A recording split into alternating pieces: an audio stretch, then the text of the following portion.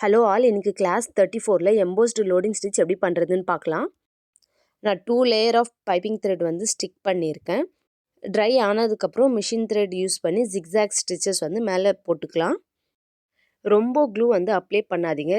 ஏன்னா நம்ம excess clue வந்து ட்ரை ஆனதுக்கப்புறம் அதில் ஸ்டிச்சஸ் போடுறதுக்கு ரொம்ப கஷ்டமாக இருக்கும். ஸோ நம்ம அந்த லேயருக்கு எவ்வளோ வேணுமோ அவ்வளோ க்ளூ மட்டும் ஸ்டிக் பண்ணி ஸ்டிச்சஸ் போட்டுக்கலாம். ஸோ நான் ஒரு ரெக்டாங்குலர் பாக்ஸ் வந்து இதுக்கு மேலே போட்டுக்கிறேன். ஏன்னா ஸ்டிச்சஸ் வந்து ஈவனாக வேணும்னு சொல்லி இந்த மாதிரி ஒரு பாக்ஸ் வந்து போட்டுக்கிறேன். கார்னர்லேருந்து ஸ்டார்ட் பண்ண போகிறோம். ஃபஸ்ட்டு ஒரு 3 ஸ்டிச்சஸ் மட்டும் பட்டன் ஹோல் ஃபார்ம் பண்ணிக்கலாம். ஸோ இந்த கார்னர்லேருந்து அந்த கார்னருக்கு வந்து பட்டன் ஹோல் ஃபார்ம் பண்ணி ஒரு 3 லைன்ஸ் ஆஃப் ஸ்டிச்சஸ் வந்து நம்ம போட்டுக்கலாம்.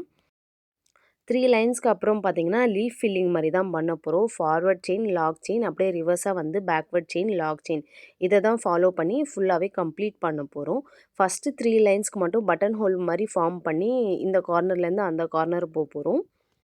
ஸோ அந்த கார்னர் கவர் பண்ணுறதுக்கு மட்டும்தான் இந்த ஃபஸ்ட்டு 3 லைன்ஸ்க்கு பட்டன் ஹோல் ஃபார்ம் பண்ணுறோம். மீதி எல்லா ஸ்டிச்சஸுமே forward chain, lock chain, backward chain, lock chain, இதை தான் ஃபாலோ பண்ணணும்.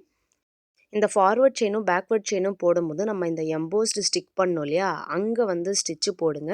நம்ம லைன் ட்ரா பண்ணோம் இல்லையா பென்சிலில், அங்கே வந்து லாக் ஸ்டிச் வர மாதிரி பார்த்துக்கோங்க. ஸோ நம்மளுக்கு ஈவனாக இருக்கும். இந்த எம்போஸ் மூலியே இந்த ஸ்டிச்சஸ் வந்து ஸ்லாண்டிங் வேஸில் வந்து போட்டு கம்ப்ளீட் பண்ண போகிறோம். இது ரொம்ப பார்த்திங்கன்னா சிம்பிள் மெத்தட் தான். ஃப்ளாட் லோடிங் ஸ்டிச்சுமே எம்போஸ்டுமே ரெண்டுமே ஒன்று தான். நம்ம எம்போஸில் வந்து பைப்பிங் த்ரெட் வந்து ஸ்டிக் பண்ணுறோம். இது மட்டும்தான் டிஃப்ரென்ஸு. ப்ரீவியஸ் கிளாஸில் ஃப்ளாட் லோடிங் ஸ்டிச் பார்த்துருப்பீங்க. அதே ப்ராசஸ் தான் இதுலேயுமே நம்ம கம்ப்ளீட் பண்ண போகிறோம். கண்டிப்பாக க்ளூ மட்டும் எக்ஸஸ் அப்ளை பண்ணாதீங்க. ஏன்னா அது ட்ரை ஆனதுக்கப்புறம் நம்ம பஞ்ச் பண்ணுறதுக்கு நீடல் ரொம்ப கஷ்டமாக இருக்கும்.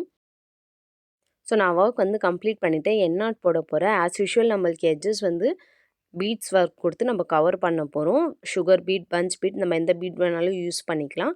செயின் ஸ்டிச் கூட போட்டுக்கலாம். போட்டு கவர் பண்ண போகிறோம்.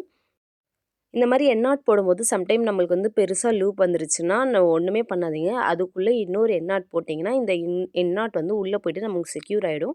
ஸோ நீட் ஃபினிஷிங் கிடச்சிரும். சிம்பிள் அந்த லூப்புக்குள்ளே இன்னொரு எண்ணாட் போடணும்.